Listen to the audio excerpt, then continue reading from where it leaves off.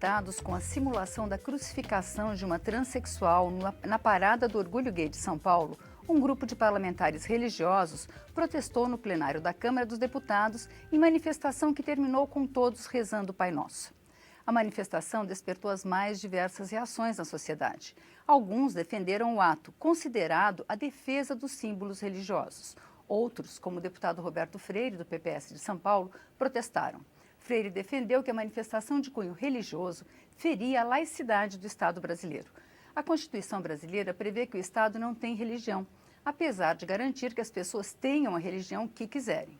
O Brasil em Debate trouxe essa discussão para cá e convidou os deputados João Campos, do PSDB de Goiás, e Chico Alencar, do PSOL do Rio de Janeiro.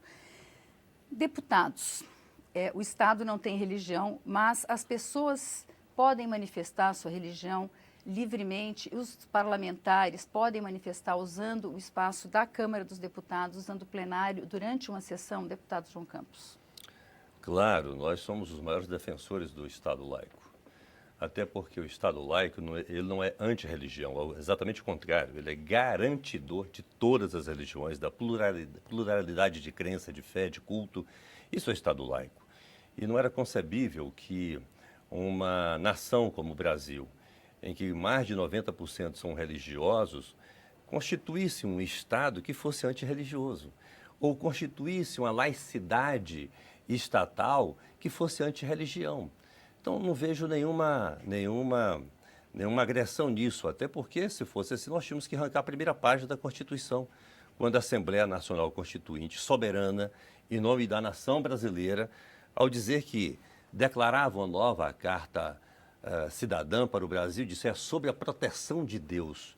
Então, o povo brasileiro, o Estado brasileiro, melhor, o Estado brasileiro é um Estado laico, mas é um laico exatamente dentro dessa perspectiva de garantir a pluralidade de fé, de crença, enfim, isso está presente na vida do brasileiro, da nação brasileira. Eu citei apenas um exemplo, que é do preâmbulo da Carta da República, mas você vai encontrar nomes de aeroportos com nome de santo, com nome religioso, estados brasileiros, São Paulo, Santa Catarina, Espírito Santo, nomes religiosos. Se nós formos caminhar dentro de um conceito de que o laicismo é puro ou de que o Estado laico é antirreligioso, não tem que mudar o nome do Estado de São Paulo, do Espírito Santo, de Santa Catarina, não vamos celebrar a paixão de Cristo em espaços públicos, o Natal. Isso é inerente ao povo brasileiro. Não é? Eu tenho dito que não se constitui nenhum Estado no mundo, não é? No mundo sem três elementos básicos: povo, território e governo.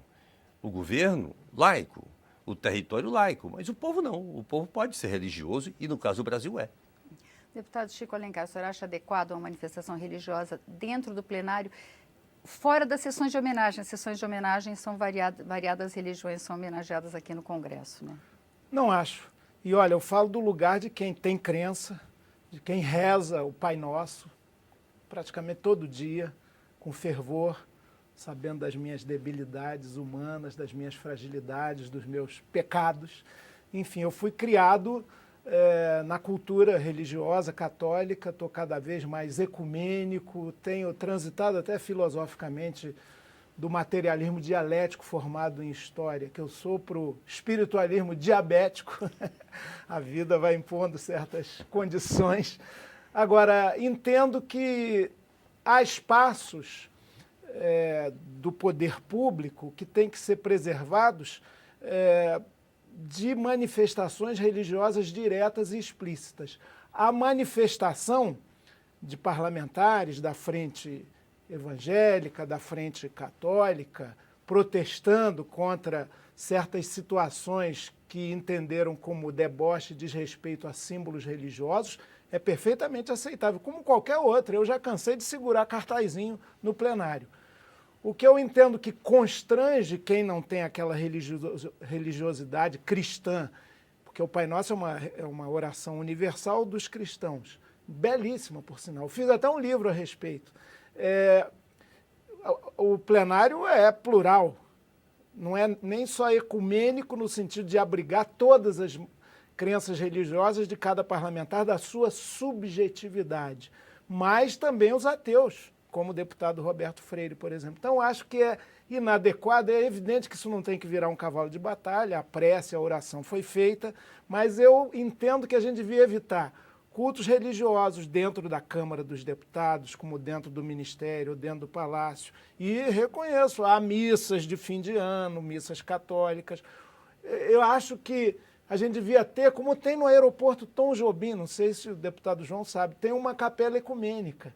E ali vão budistas, muçulmanos, islamitas, cristãos de todas as denominações, ateus até, para meditar e refletir. Quer dizer, é um espaço plural para quem tem essa dimensão religiosa, mas é um espaço ecumênico. Na UERJ, Universidade do Estado do Rio de Janeiro, também tem, até maior que a do Tom Jobim. Acho que a gente tem que caminhar para isso. Tolerância, ecumenismo, respeito ao direito de crença e não crença e estabelecer uns limites de só fazer orações nos ambientes públicos até, não tem nenhum problema. Lá no Rio, qualquer praça tem sempre um pregador, orações, quem quiser adere, quem não quiser passa adiante. Mas o local privilegiado da oração é no seu íntimo, no seu coração, aliás, está até nos evangelhos, né? Não é aquele que vai lá e que se mostra, fica na frente, mas é o que fica lá no fundo, né, pedindo perdão. Ou, quando você quiser rezar, entra no seu quarto, é o preâmbulo, inclusive, do Pai Nosso nos evangelhos. E sozinho com Deus, se eu quiser falar com Deus, eu entro em oração.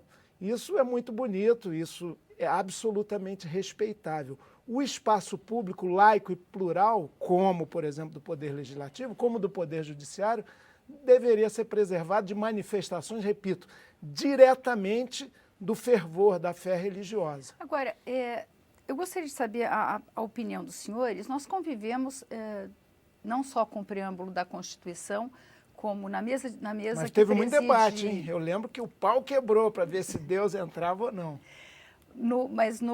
Na mesa que preside as sessões da Câmara, nós temos uma Bíblia aberta, Sim. Nós temos um crucifixo no Supremo Tribunal Federal. Existe um grande crucifixo atrás do presidente. Eu gostaria de saber se esses símbolos são coerentes com o Estado laico, deputado. No modelo decidido pelo Constituinte brasileiro, porque senão é o que eu disse na introdução, tínhamos que rasgar a primeira página da Constituição do Brasil. Lá está sob a proteção de Deus. Esse foi o modelo que a sociedade brasileira escolheu. Não é o modelo de outras nações, é o modelo do brasileiro. E a sociedade brasileira é soberana para escolher aquilo que ela quer, não é? E com relação à manifestação no nosso plenário, o deputado Chico Alencar foi feliz, manifestação absolutamente correta, como qualquer outra. Quem sabe a oração não fosse a mais adequada dentro de uma atitude de protesto, não é? E aí penso que até entre nós, a bancada católica e a bancada evangélica, tinha colegas que achavam que não era o mais adequado, e acho que nem deve ser a rotina. Mas, de outro lado, constrange ou não constrange. O plenário, como bem disse o deputado Chico Alencar, é um espaço plural. Não há nenhum constrangimento, nem no plenário, nem fora do plenário, entende? Agora, usar a oração como regra para protesto, não. O que se pretendia era exatamente outra coisa.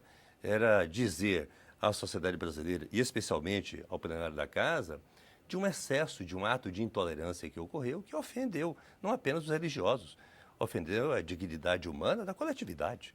Não é? E nesse sentido, até o deputado Chico Alencar concorda.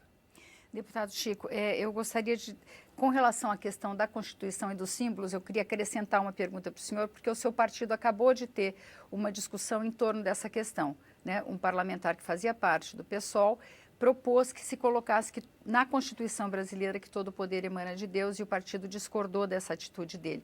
Então, eu gostaria que o senhor analisasse essas questões, inclusive, desse ponto de vista. O deputado Cabo Daciolo, um lutador, uma pessoa que tem uma trajetória jovem ainda, muito admirável, respeitável, como líder da Corporação dos Bombeiros no Rio de Janeiro, sofreu perseguição, prisão, defendendo a categoria, isso é admirável, isso não há problema nenhum quanto a isso. Aliás, isso foi a credencial principal para ele ser acolhido pelo PSOL, que ele também escolheu como partido e pelo qual foi eleito.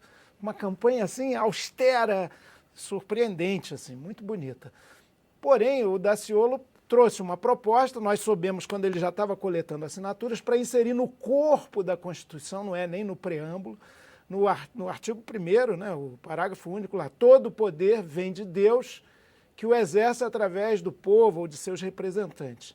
Isso nos pareceu uma demasia, porque nós, repetimos, temos que admitir que há pessoas que não têm crença num ser superior, numa energia primeiro, no Deus Criador. Há muitos ateus.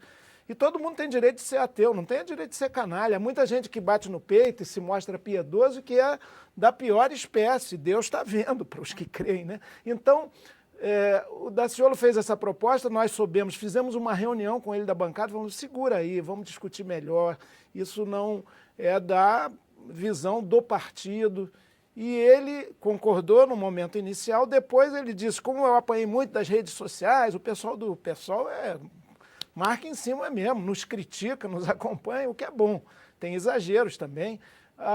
E ele reapresentou o projeto, continuou coletando assinaturas, ou seja, não foi fiel ao que tinha se comprometido com a bancada. Além do mais, tem um outro dado que vai além dessa questão em relação à morte e desaparecimento do corpo do pedreiro Amarildo, na Rocinha. O pessoal tem uma luta antiga, quem matou Amarildo, tem investigações do Ministério Público e da Justiça que já apontam com indícios robustos, esse julgamento tinha que acontecer logo, de fato, que a Polícia Militar, membros da unidade de polícia dita pacificadora da Rocinha, eu moro lá no Rio, teriam sido os agentes da tortura, da morte, da ocultação do cadáver, enfim.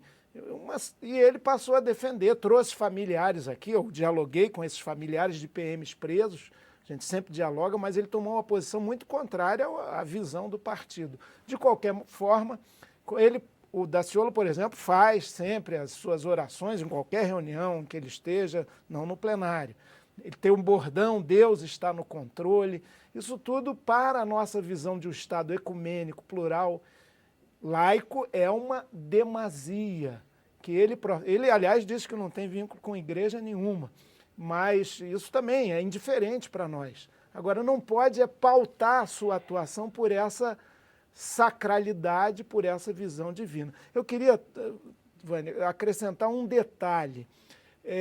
O Dom Odilo Scherer, cardeal arcebispo de São Paulo, que é um prelado conservador, falou o seguinte em relação a um aspecto daquela manifestação, das paradas LGBT, que são muito multitudinárias, festivas, né? Às vezes até esquecem as pautas principais para festar, mas isso é de cada um.